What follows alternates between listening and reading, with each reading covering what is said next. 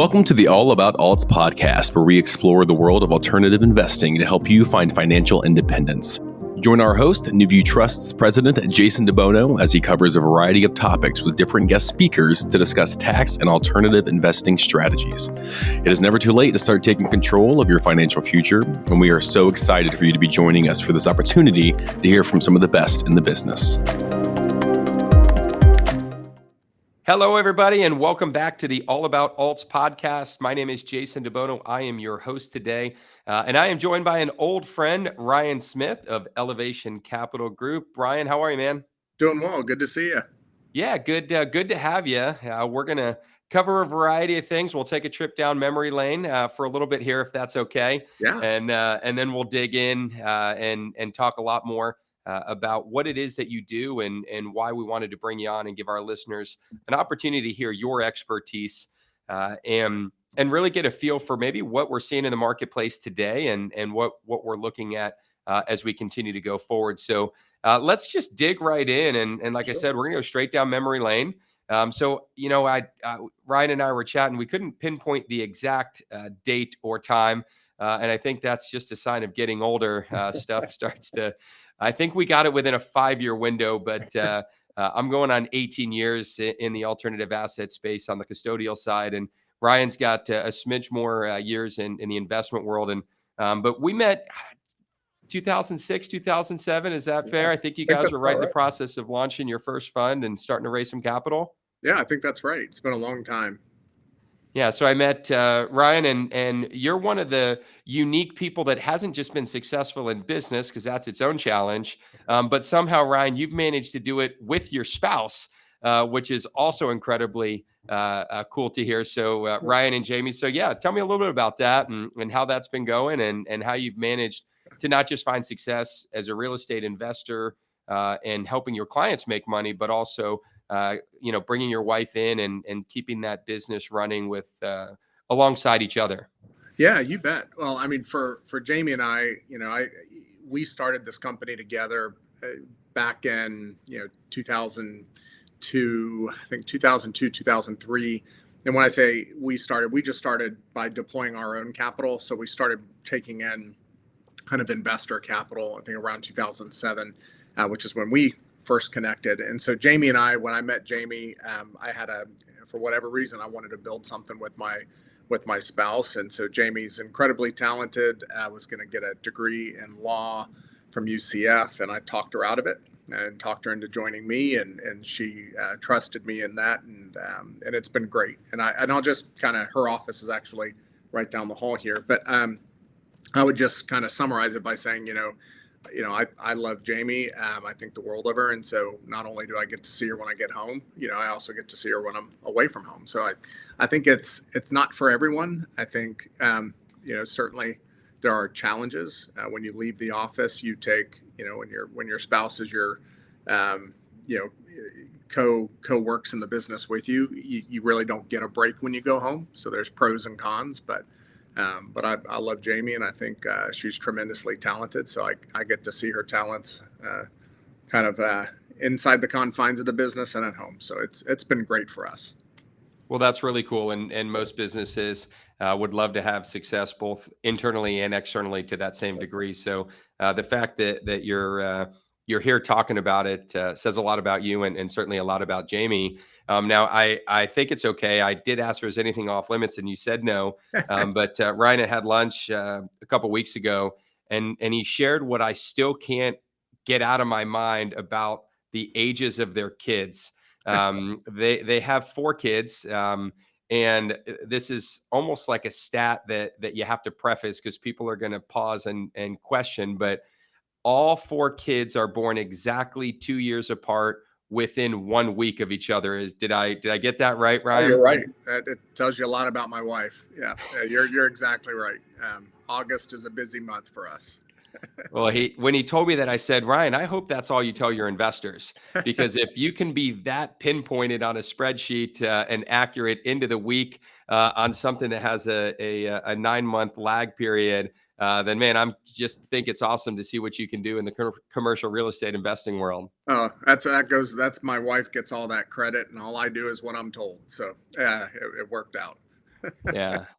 Well, so Ryan and Jamie really have been great to kind of see grow over the years and watch them not just flourish on the business side, but also on the family side and growing and raising their family as well. So good to kind of catch up a little bit there. Yeah. Let's shift gears a little bit. Obviously, our listeners are really interested in two things. Typically, they're interested in how to efficiently invest. And so that gets into the asset classes, the due diligence, the how and why. Mhm. And then we also like to make sure that we're covering both the efficiency piece from a tax perspective, right? How do we manage the tax liabilities to make these investments more worthwhile? So let's talk a little bit. We started talking about 2007, and we'll just round to 15 years if that's okay. Yeah. What's different? Let's talk a little bit about your philosophy, strategy. Are you investing the same way that you invested 15 years ago? Are you buying different asset classes? Let's talk a little bit about maybe where you started and kind of Yeah. what was important to you, and then work our way into more present time. Yeah, no, that's great. And I'll bridge from the standpoint of, so our focus is solely mobile home parks and self storage facilities. Those are really the only two asset classes we own. We're long term owners. There's lessons we've certainly learned in 15 years. I would say, as a summation, the quality of the assets we own today are much higher. The size is much bigger, and the location and the real estate at large is much more irreplaceable. So in general, we want to own really well located quality assets. We want to use low debt, and we want to hold for the long run. As we think, if you own something that's really well located, irreplaceable real estate, a product type that's high demand, then the reason you lose assets over time is debt. That's at the forefront of everybody's mind today. And so we've always been, for the most part, moderate users of debt, being around 50% at acquisition, which is pretty low. In the last couple of years, it's made us unpopular because we haven't been willing to take the risk others are willing to take. And, we don't care about the popularity contest today. I think we're more popular than, 3 years ago on that basis. So anyway, those are some of the lessons a little bit just to kind of to bridge, just higher quality, more major metros, low leverage, long term. Okay. And on that, to summarize, going back from an asset class, so really your investment philosophy around the asset classes hasn't changed in 15 plus years. But you're more dialed in around the types of assets you'll buy today in those same asset classes than you would have 15 years ago. Is that a fair summarization? Yeah, you're exactly right, and it's actually just, I guess, a brief story on that, short version. But Jamie and I, when we started the business I described earlier, we started buying single family houses, and we bought, I think off of memory, it was like 25 single family houses in our early 20s, and we found it wasn't as scalable as we had hoped at that point in our lives, and so we spent a long weekend, and we researched every asset class that we could think of to determine what the new path forward would be for us. And we were looking for four things specifically, and those four things were income, cash flow. We wanted capital appreciation. We wanted our dollar to one day be 2 or 3. We wanted tax efficiency, and we wanted non-correlation or low beta. And basically, we wanted off the volatile roller coaster to the extent that we could achieve that. And so that, interestingly enough, over a long weekend, we kind of worked on building out models for every asset class. The two that had the most merit were storage and mobile home parks. And that was back, I want to say that was back in 2003. So to your point, that has been on our radar since 2003, and really that's been the only thing we've done since then. And I still feel as much conviction today around those two asset classes looking forward as I did then, just more knowledgeable. A pretty powerful long weekend. Yeah, it was. If it's still carrying true today, and I actually wrote down those four things, and I love what you said about looking at it pragmatically, right, and then taking that idea and looking at it from an asset class standpoint. And I think that's a good lesson for those listening today, is that not every asset class meets the criteria for you. And whatever your criteria is, and if you don't, then I would take the Ryan and Jamie long weekend approach and really sit down and say, hey, what do we want? I meet a lot of investors that say, I don't want income. I don't care about income. I want to get in and I want to get out, and I don't want to make a penny of income. And there's nothing wrong with that either. But knowing the answer to that question is critical. What I also love too is, we hear self-storage, and I've been doing this since 2005, and the buzz around self-storage and mobile home communities in the last 5 years has been unreal. But really 20 years ago, I mean, you guys were into these assets before they were cool, right? I mean, that's unbelievable to think that 20 years ago you guys probably had your pick of the litter on a lot of these asset classes, where today competition has certainly come a lot more fierce, I would imagine. Yeah, you're exactly right. I mean, nowadays you have to lock the door from the inside to keep people from coming in, because there's no room. Back when we first started, we had to lock the door from the outside to keep people from running away when we said mobile home park. So it's complete. It was the epitome of not cool when we started, and it's become cool, very trendy as all the institutions have gotten in the space, and it'll cycle. I mean, things always do, but it's certainly more in vogue, both asset classes today as compared to when we got in. Yeah, well, and I love, for those on the call, whether you're joining us through one of the major podcast channels, or whether you're watching us online or in any other capacity, take really good note of what changed over the last 20 years. And we've gone through cycles. I mean, multiple cycles, right? We've been through not just the Great Recession, which 2007 to, whatever date is defined as the ending of that, 10, 11, 12. We saw kind of a very flat market where things weren't receding. And then we saw some booms and then some busts, right? I mean, we saw COVID, which has changed that. And now we're entering into a high interest rate environment, which we haven't seen in some time. So the thing that I think is so incredible to really pay close attention here is that your investment philosophy still hasn't changed. You have 4 core things you want. Those 4 things are still delivered to you through self-storage and through mobile home communities. But the way and the strategy and the geographics in which you buy them has changed. Talk to me and the audience a little bit about that, because I feel like that's a really rare thing to hear. Most people would say, well, I bought this in 2007, when the market was X, and I bought these assets in 2010 when the market was Y, and I bought these in 2015 when it was Z, and I shifted gears again during COVID, right, during this. And so you've been able to keep things going in a very straight linear line. Like walk me through and walk our audience through how you stay disciplined and focused and manage to look at this differently than, I would say, 95% of the investment marketplace out there. Yeah, no, it's, I would say in short, just to, I guess, to condense it and make it succinct, and this is overly simplified, but not far from it. But, we want to own good things. We want to sell bad things. I talk to a lot of people who tell me, I bought this and I just sold it. And I'll ask them what was wrong with it. And they'll say, oh, nothing was wrong with it. And then I'll say, well, why did you sell it? And you can see where it's a funny juxtaposition, because they quickly run out of answers for why they did what they did. Ultimately, what it comes down to is, well, the price I could, sell it for was great. But the point is, there's many other ways to monetize the deal without getting rid of it. So I'm just a big fan of holding things long term. I think the economy, life will give anybody 10 reasons over a decade to hit a board, to sell or to exit. But generally speaking, you meet the people who've owned something, long term, 20, 30, 40 years, and they had the same opportunities to abort or to sell for good or bad reasons, and they chose not to. And we all want to be those people. So, for us, we try to create liquidity as we can over time, but we can do that in ways that do not involve selling away the asset. Because ultimately, we want to have a growing basket of things that are getting better and better over time.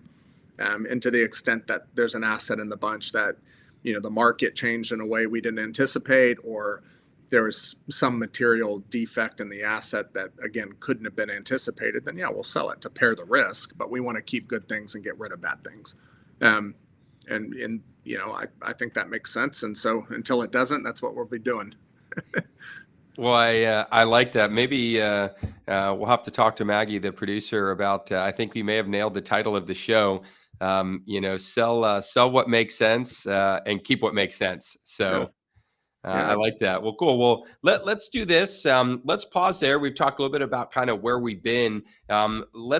We're going to continue on this dialogue after our quirky questions of the day. So be prepared, Ryan. You're in for a treat there. And then we'll pick back up and talk a little bit about current events. What are we seeing? And I know those things are weighing heavy on every investor's mind, whether they're on the buy side or whether we're passive investors. So we'll get to that. But Maggie, if you've got the envelopes, we're going to dig right in here. It's quirky question of the day time. So I'm going with the envelope right on the top today, Ryan. Sweet. So I hope you're ready. What's in here is unbeknownst to me either. Remember, if you do have a quirky question that you want us to ask our guests, be sure to email that to Maggie. That's Maggie with a Y at newviewtrust.com. So, I like this one already.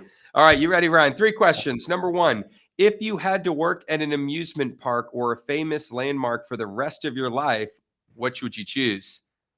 Now, I should preface this for the audience that Ryan is also here in Central Florida, so this one rings really close to home for us. Yeah, I would say Ripley's Believe It or Not. I don't know if I can ask a follow-on question, but I guess I can delete it out if I'm not to. But curiosity's got me. I got to know the why behind that, Ryan. Well, yeah, I had no pre-planning in the question. I was just thinking, what a great, because I'm 6'8" and I'm a big guy. What a great opportunity to pose as a statue, occasionally and just catch people off guard. That would be fun. All right. But, yeah. I like it. All right. Question number 2. What's the best inside joke you've ever been a part of? Oh gosh, that's a good one. Golly, that's a good one. Nothing comes to mind. Nothing comes to mind. All right. I will give you, I'll answer this because I've got one that comes to mind for me, and I'll step in. This is, I think we call this phoning a friend along the way. So there is, it's an old office joke. It's tied back to someone that was here, and there was a laugh from someone that was, a couple parties removed that someone brought into the office. And that laugh has lasted a good 15 years. To this day, if someone makes the fake laugh that resembles the real laugh, everybody just kind of chuckles, but nobody has actually defined whose laugh it is that we're chuckling at. So that's one for, I don't know if I sparked any new ideas, Ryan, but certainly happy to step in on that one. No, that's ironically, there's a men's ski trip I put together every year, and there's a guy on it that has the laugh. It may be the same guy, I don't know, but, but yeah, that's funny. But no, we'll go with that one. That's a good one. All right, well, let's move on. Last question, number 3. What is something that you hate but wish you loved? Ooh, gosh. Say skydiving. Okay. So you hate it. Does that mean you hate it from experience or you hate it from afar? I hate it from afar, but there's a certain percentage of me. I was talking about that this last week, that there's a small part of me that wished I liked it, but I don't. I'll never skydive. But yeah, it'd be cool if I did. Well, I couldn't agree with that one more. Yeah. I've seen it. I've watched it. There's just something about it for me that I think maybe because you and I spend a lot of time in airplanes regularly. We like the doors closed. We like the pressurization of the cabin, and we like to know that when we get out of that, we're on firm ground. So I totally understand that one, but agree with it as well. Those are good. All right. Well, thank you to those listening that continue to submit those quirky questions. Remember, Maggie with a Y at newviewtrust.com if you want to submit those, and we will get those on the list for our next guests. All right, Ryan, let's dig right back into it if that works for you. Sure. So let's kind of fast forward a little bit, right? We've been down memory lane. We've been talking a little bit about maybe some of the things that you've done, but let's talk a little bit about where we are today. And so, let's maybe start with what is, from a business standpoint, what's Elevation Capital Group doing today? What is kind of the 30, 60, 90? What's hot and heavy in your world? And then we'll maybe branch off from there. Yeah, no, that's great. So there's the portfolio we own and operate, and we continue to kind of carry out the mission and the business objectives of those properties. But on a kind of on the acquisition front, we remain acquisitive. We're still looking for deals. We have a property under contract in Florida right now, a storage facility that I think we'll acquire probably sometime in July. So we're still kind of moving forward on the same acquisition space. Our goal is 2 to 4 assets a year, new acquisitions a year. So we're maybe we'll hit 1 in a year, maybe we'll hit 6, but 2 to 4 is a good range. But we're still looking at mobile home parks. We're still looking at storage. So there's nothing that has deterred us from those 2 asset classes. Leverage has changed in terms of making deals pencil today with rates going up. But for us, we've always been pretty conservative users of debt at 50% loan to cost when we buy a property. So not much has changed there. There's a lot of models that were based on, call it 80% financing, high leverage. And a lot of those deals are now not happening because, lenders are tapping out at maybe 65% where they would have gone to 80. So our model hasn't changed that much. We're still looking for the same thing. We're still looking in the same places, and we're buying it under the same kind of criteria and conditions. So anyway, but we're still acquiring. Good. And same types of assets from our earlier discussion. Let's talk a bit about credit. You mentioned this leverage and, in the commercial real estate world, which, both of these asset classes fall under, despite the fact that one of them does look more like residential in some capacity, but they are considered commercial real estate. And they're the purchase of a lot of these commercial real estate assets from a leverage standpoint is coming from, greater than 50% is coming from localized community banks, where the larger players, the firms and banks everybody knows, maybe participate in this space, but not to the degree that community banks, which we're certainly seeing some fundamental shifts in that as this banking crisis continues to hopefully smooth itself out or continue to fall out. Time will tell. Talk to me a little bit, Ryan, about what does that look like in your world? You mentioned that you're using 50% leverage. Have you felt any of the credit crunch? Have you felt any sort of challenge in acquisition, or at least putting in offers to acquire as it relates specifically to the credit side of things?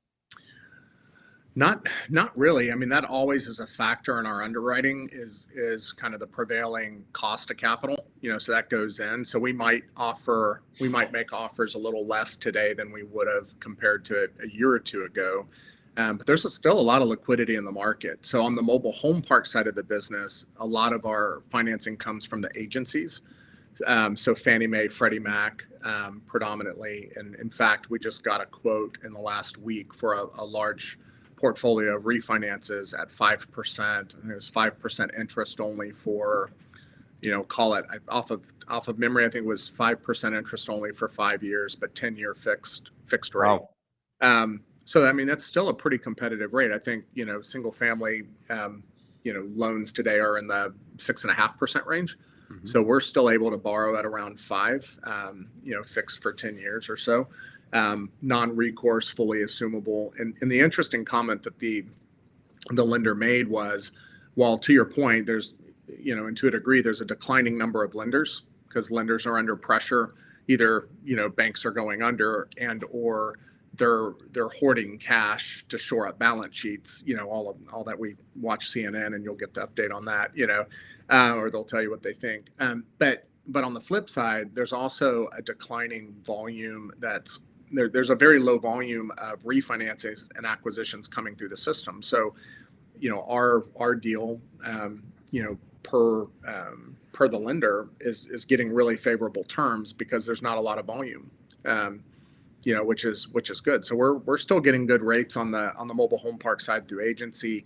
And then on the self-storage side, you have kind of your host of balance sheet lenders, your local regionals, you have CMBS loans, which generally speaking, we've tried to steer clear of. But you're still able to borrow today in the 5.5% range. It's still pretty compelling. Good. Well, so rates haven't been the impact to your business like maybe they've been to others. But it also sounds like because the way that you're buying, there's less buyers squeezing in for these deals, which helps. And it sounds like you're able to acquire some of these properties at slightly lower valuations from a cap rate standpoint than maybe what you would have offered or paid a year or two ago, even though the market in the eyes of the average consumer felt better. Yeah, I think you're right. You're still, on a high quality, well located, asset. You're still a push on interest rates to cap rates, plus or minus a push, but it's still compelling. And I'll make this comment because it might be helpful to your listeners. What I have noticed is, there has been or seems to be more, I would say, decompression on the cap rate side, or the cap rate has risen more on the lower quality assets, and capital seems to be either drying up significantly and or the cost of capital going up significantly on lower quality tertiary, secondary, on both mobile home parks and storage. So, I think now more than ever, you want to own quality. And that has been our thesis, dating back many, many years. But what we noticed over the last 5 years is a lot of folks, in order to get yield, they went down the quality ladder, and then they, at the same time, knowingly or unknowingly, went up the leverage ladder. And so they have low quality, highly levered assets, and that might not end well for all. Hopefully it does. Yeah, you bring up something that is, a lot of our listeners may not necessarily follow the commercial real estate markets or kind of understand how they work. And, because it is different.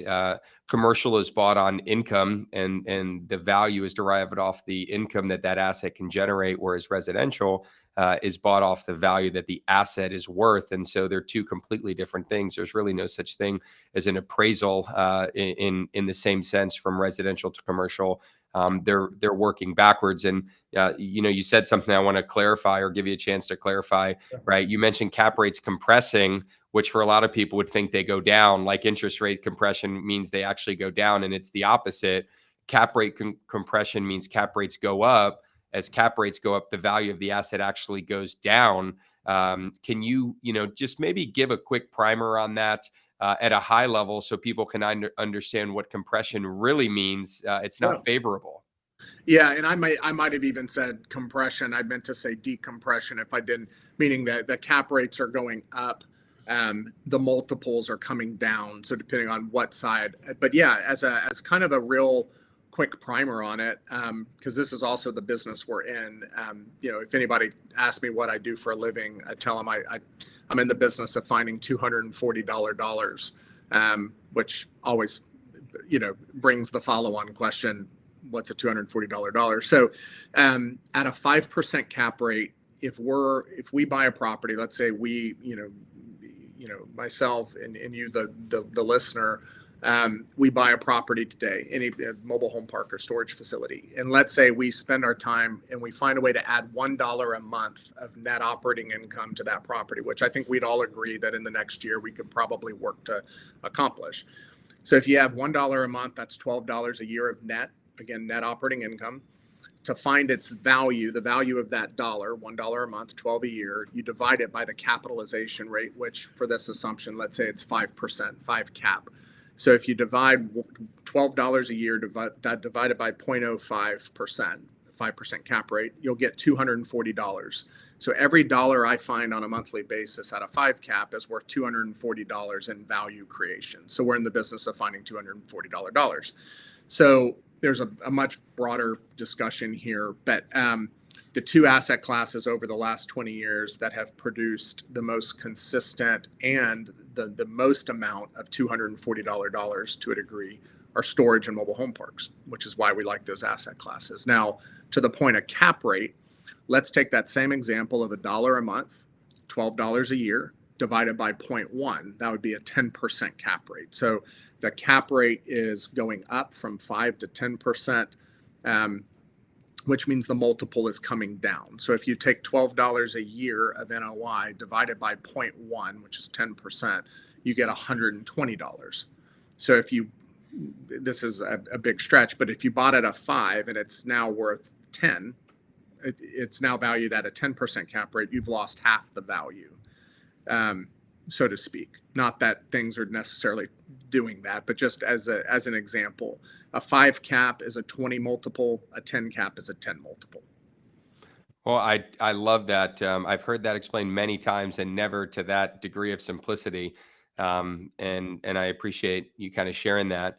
Sure. So, just keep note as you're exploring whether you're looking to passively invest with someone, whether you're looking to actively get on the investment side into commercial real estate. Just remember, adding value is critical, right?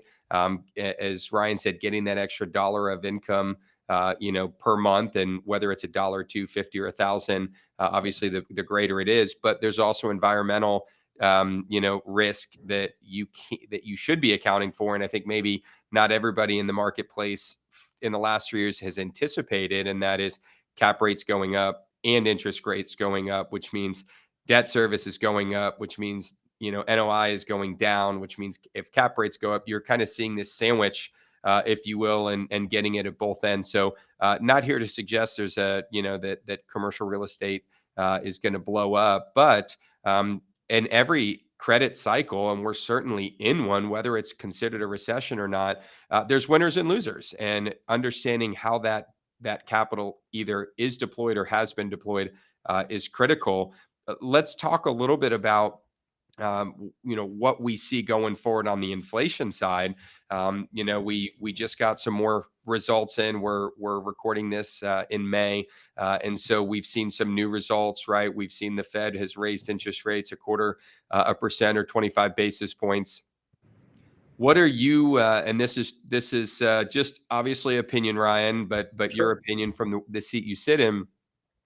What are you thinking, or what are you hearing or seeing in the marketplace as it relates to both interest rates, as well as it relates to, have we cooled off inflation to a point where we can breathe easier, or is that still too early to tell? Or no, we haven't. We're going to have to see more increases on the interest rate side to get it under control. So pick your poison. Yeah, no, it's a good question, and I'll probably answer a little differently, and I'll tell you why. I asked first, a lot of people, especially on social media, are playing, or try to play, economist, and try to make their predictions. And at the end of the day, I can't tell you the most financially successful economist of all time. I don't know the person's name. Well, all these armchair economists is Right. because they no longer can be medical doctors, Right. as they all were through the pandemic, right? They've Right. all quickly shifted careers again. Right. So, I mean, there's a lot of people who will give you their view, and sometimes it's marketing in that they'll tell you what you want to hear in the hopes that you'll like them because they're telling you what you wanted to hear. So to me, the fundamental question is, of anything you invest in, is, can it hedge inflation? Can the business pass on whatever inflation is, whether it's higher or lower? Can it spread it? Can it pass on an increase to the customer greater than the rate of inflation? And if it can't, then it's a really bad business. And if it can, then it's a really good business. So to me, no matter what inflation does, I think that mobile home parks and storage facilities, for various reasons and different reasons, but similarly, I think I will be able to pass inflation on to the customer. And for what it's worth, we're doing it now. Like, I think last year we had some properties that we grew revenue more than 20% year over year on the same store basis. So if inflation was 5% for 2022, the aggregate inflation, which I don't think it was, probably lower than that, we're way in the black. So that's, to me, the question is, can we, no matter what it does, and it'll continue to do its thing, can we pass it on? I think we can. And if you can, then I think we'll be fine, no matter what it does. Well, that's an interesting perspective. I love you talking about the armchair warriors and economists, and they're all smart. I think in one of the previous podcasts, I was on the quirky questions as it was a solo podcast, and one of them was if you could have another career, or make up a career. I said, one of the things that I really want to do if I got to come back and choose a new career, I want to be a financial analyst or some sort of finance expert, because it's the only profession where you can tell people what happened yesterday, call yourself an expert, but never actually tell me what's going to happen today or tomorrow. And when you do get it right, you consider yourself, a whole nother set of experts. So I'm not knocking experts or No. The finance side, but I think you get where I'm going with that. Yeah. Well, and to the point of our earlier discussion, and you're right. I would say analyst and weatherman, is similar. But to the point of our early discussion, that $240 dollar, if inflation does continue to stay at 2, 3, 4, 5% on a sustained basis, and I can pass on to the customer that cost. So in that case, from a different point of view, there's a lot of new dollars being created by market, by inflation. I'm getting a lot of new $240 dollars. Now there's a point where, if inflation goes to 10, 15, 20%, it's harmful to a lot of people too. Sure. So, but 3 to 5% is also to a degree helpful as long as we can pass it on.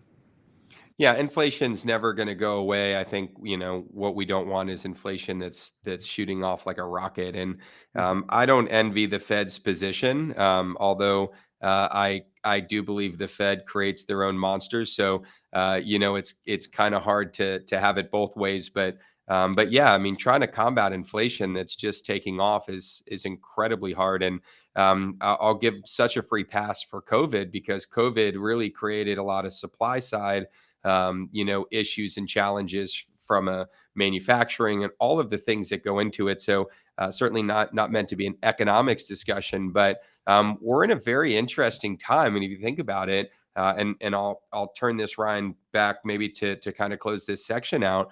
But if you think about it, in the last 5 years, right, which is not a long time period in cycles, right? I mean, the Great Recession lasted nearly 5 years, one of the longest in history. So 5 years feels like forever, right? Doesn't feel that long. In the reality, we have been through COVID, that pandemic, and one of the highest levels of inflation and largest run on interest rates that we've ever seen, all within a 5-year window. With all of that, are you surprised or not surprised by where the markets are being held up today on the commercial real estate side? I mean, I'm surprised and not surprised, meaning, again, not trying to, I don't look ahead and try to play economist. I try to buy good assets, well located, use low leverage. The reason we use low leverage is all the variables that cannot be predicted. We don't know what they're going to be, but we know they're coming. So we want a large margin of safety and low debt, so that you're not a forced seller when it makes no time. But you don't want to be a forced seller at the worst time. And typically leverage and having too much debt is the reason that happens. But to your point, the reason we use leverage the way we do is a preponderance and an acknowledgement that there are variables lurking around every corner that we don't know. And so it gives us an offensive stance in that we own something, we put our stake in the ground. But as soon as we do that, we get defensive and kind of how we position the balance sheet so that we can weather storms. And so that's kind of, again, the last 5 years when people were all in, guns blazing, buying this, that, 90% leverage, we were, by comparison, people would ask us, well, why aren't you doing those things? And, now we don't have to answer those questions anymore, which is, which is good. And so there's times you're popular, there's times you're not. That's part of it. Yeah. Investment cycles will continue to come and go. That is something that years ago, there was a guy that we were in a shared office space really early on when I started. And he said, remember one thing about investing. And he said, it's like standing around with your friends blowing bubble gum, bubbles. There's one thing, if you went all the way around the circle, no matter how many kids you put in the circle, that would be the only thing that would be certain, and you're like, what is it? And he's like, the bubbles will pop. And he said, some they pop really hard, some the air just lets out and they slowly deflate, some never get too big, so you never really notice. But every bubble, whatever that is, and I think in all asset classes, we tend to think of bubbles bursting like 2007, but sometimes there's smaller bubbles and they can just pop and they don't have to burst. There doesn't have to be a big blast radius, and I think anybody in today's market would be naive to suggest that there aren't some bubbles out there in different pockets or classes, whether it's on the interest or credit side, or whether it's on, the underwriting side, or whether it's on the cap rate side, that have to, in some way, shape, or form, slowly pop, burst, slowly let out air. So we'll have to see how that plays out. I agree. I agree, and I think, but on the kind of the flip side of that, or said in a kind of a different way, there's still going to be a lot of opportunity. I think there's certain asset classes that'll do well. I think there's certain geographic locations like Florida, for example. I think Florida will do quite well no matter what happens nationally. I think Florida and other states will do better than others. Certain sponsors and operators will, but I think investors now, they kind of have to go back to being discerning and really understanding what they want, to your point, which I thought was great, identifying what it is you're looking for, and then finding, asset classes, geographic locations, and sponsors that align with those. Whereas I think the last 5 years, you could just, it's back to the monkey in 2001 throwing darts at a newspaper and beating, the S&P 500. The last 5 years been pretty easy, but I think going forward, you have to be more intentional. Yeah, that's a good thing. And there will be winners and there will be losers, like every good cycle. So, well, I appreciate that dialogue. Ryan, you have so much to offer in being in this space for so long, and really being true to your convictions in terms of how you invest in your investment philosophy. So I appreciate you sharing. We're going to quickly turn into our lightning round. I've got a couple questions lined up for you. These are not meant to be quirky. These are meant to be more deliberate, but it is to get your hot take, right? How do you feel about X or Y? And so I'll put you on the hot seat, Sure. and we'll dig in. I've got 2 professional, 1 personal. So just a heads up, you're being forewarned there. Question number 1 on the hot seat.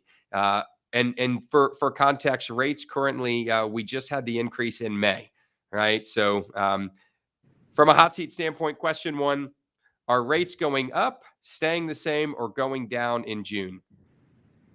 I think best guess they'll pause probably in June. Okay. And just for context, anything to add on that, or just guessing one of the 3 because it's multiple choice and you got to pick one? How I got through high school. No, I'm teasing. I think just reading Jay Powell's body language from the last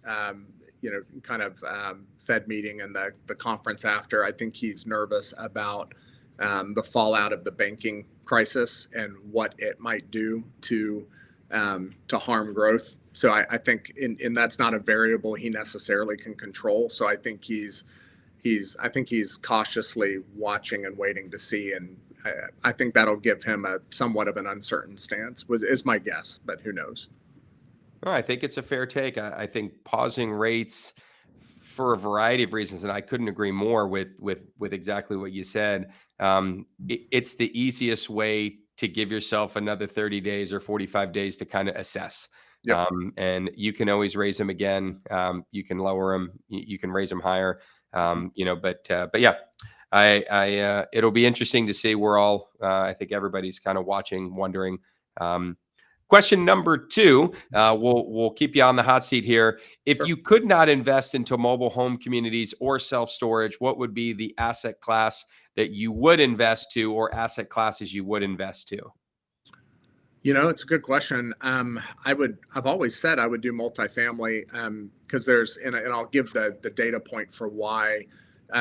Your viewers can go to nareit.com, NAREIT, and you can pull up a list of NOI growth by asset class over time for the entire industry, as if it was one property on a same store basis. So what they'll find is the best performing asset classes for NOI growth, again, that $240 dollar that we're looking for, is self-storage, mobile home parks, and then a very distant third is multifamily. So if you were to just following that same thought process, I'd go to multifamily.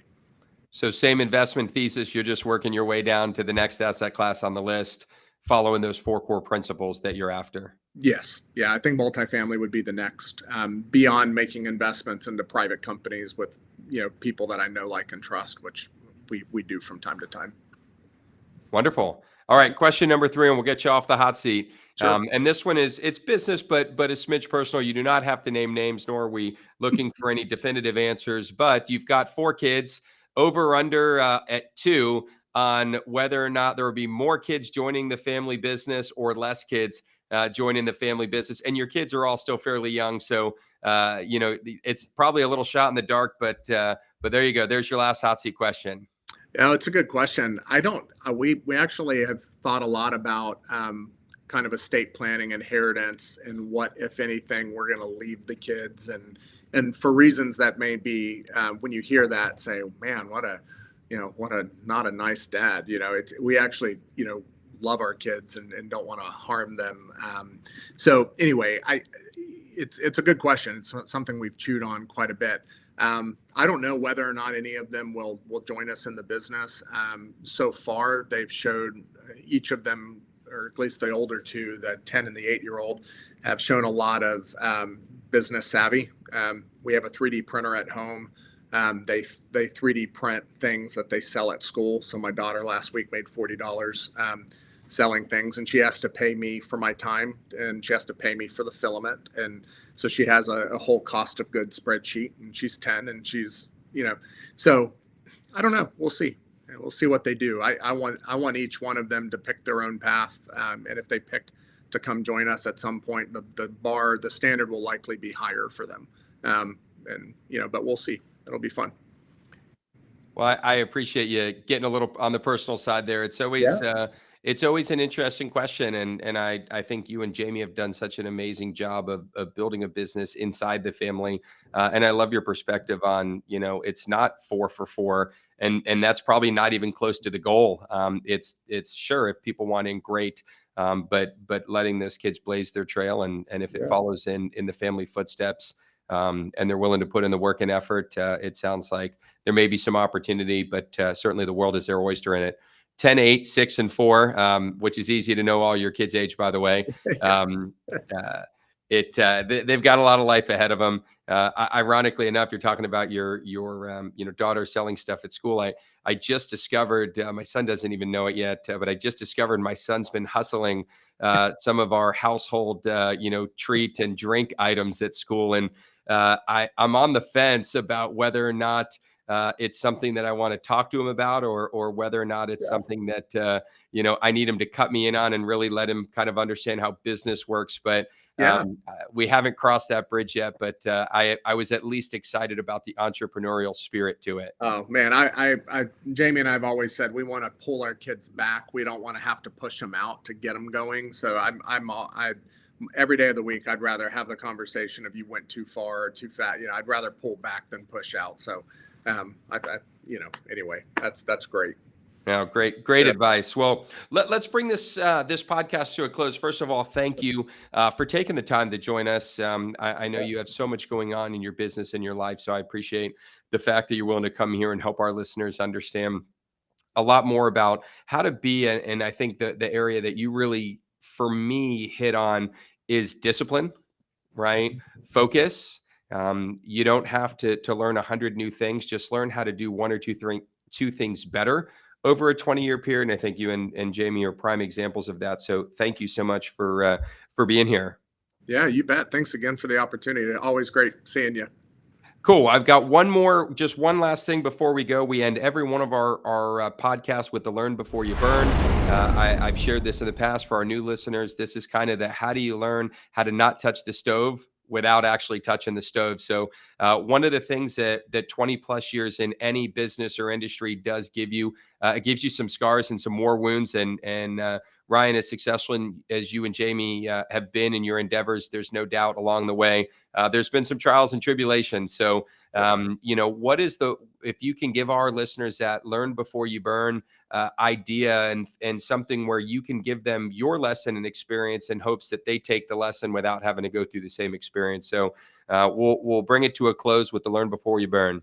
Sure. I'll give two that come to mind really quickly. And one is, to seek simplicity and not to make things abundantly complex. So try to, at the end of the day, if what you're doing is not simple and if you don't understand the simple component parts, then you don't understand it yet. So try to seek to make things simple, not complex in business and in life. And then I would say the other one's the obvious one, but really avoid working with or partnering or associating with toxic people. You really want people that are energetic, they're a joy to be around, they have integrity, character, some kind of moral compass. So, I mean, that's, life's much better when you're working with great people.